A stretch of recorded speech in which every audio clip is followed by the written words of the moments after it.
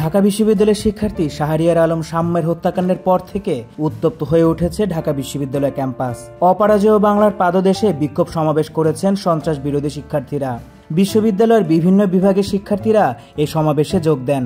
এ সময় তারা বিচার চাই, সাম্য হত্যার বিচার চাই, ক্যাম্পাসে লাশ কেন, প্রক্টর জবাব চাই, নিরাপদ ক্যাম্পাস, শিক্ষার্থীদের অধিকার, we want justice, we want safety, proctor না সান্ডা, সান্ডা সান্ডা ইত্যাদি স্লোগান দিতে থাকেন।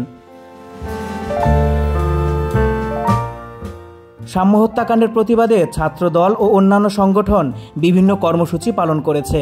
ছাত্রদলের কেন্দ্রীয় সভাপতি রাকিবুল ইসলাম রাকিব এবং সাধারণ সম্পাদক নাসির উদ্দিন নাসির এক সংবাদ সম্মেলনে বলেন, বাংলাদেশের অভ্যুদয়ের পর থেকে ছাত্রলীগ ও আওয়ামী লীগ কখনোই এদেশে বিরোধী মত সহ্য করতে পারেনি। সন্ত্রাস, রাহাজানি ও অস্ত্রবাজির রাজত্ব কায়েম করে তারা শিক্ষাঙ্গনগুলোতে একচেটিয়া দখলদারিত্ব কায়েম রাখতে চায়। এই অপশক্তিকে প্রতিহত করতে হবে। আমরা সব সংগঠনকে ঐক্যবদ্ধ হয়ে ছাত্রলীগের বিরুদ্ধে ঐক্যবদ্ধভাবে প্রতিরোধ গড়ে তোলার আহ্বান জানাই।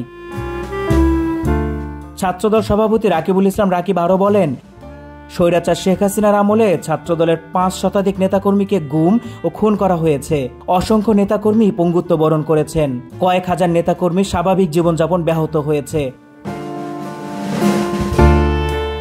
বিএনপির জ্যেষ্ঠ যুগ্ম মহাসচিব রুহুল কবির রিজভী অভিযোগ করেছেন, ছাত্রদলের নেতারা হত্যাকাণ্ডের বিচার চাইতে গেলে উপাচার্য তাদের কথা শুনতে চাননি এবং তুই বলে সম্বোধন করেছেন। তিনি বলেন, উপাচার্য ও প্রক্টর একটি নির্দিষ্ট আদর্শে বিশ্বাসী, যা বিশ্ববিদ্যালয়ের প্রশাসনের পক্ষপাত দুষ্ট আচরণকে নির্দেশ করে।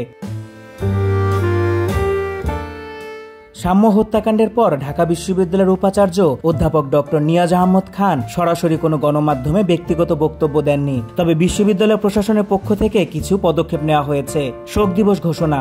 সাম্যর মৃত্যুতে বিশ্ববিদ্যালয়ে শোক প্রকাশ করে বৃহস্পতিবার দুপুর 1টা পর্যন্ত সব ক্লাস ও পরীক্ষা স্থগিত করা হয়। নিরাপত্তা ব্যবস্থা জোরদার। সোহরাওয়ার্দী উদ্যানের টিএসসি সংলগ্ন গেট স্থায়ীভাবে বন্ধ করা হয়েছে এবং উদ্যানের নিরাপত্তা নিশ্চিত করতে বিভিন্ন পদক্ষেপ নেওয়া হয়েছে, যেমন সিসি ক্যামেরা ও লাইট স্থাপন এবং পুলিশ বক্স স্থাপন। তদন্ত কমিটি গঠন।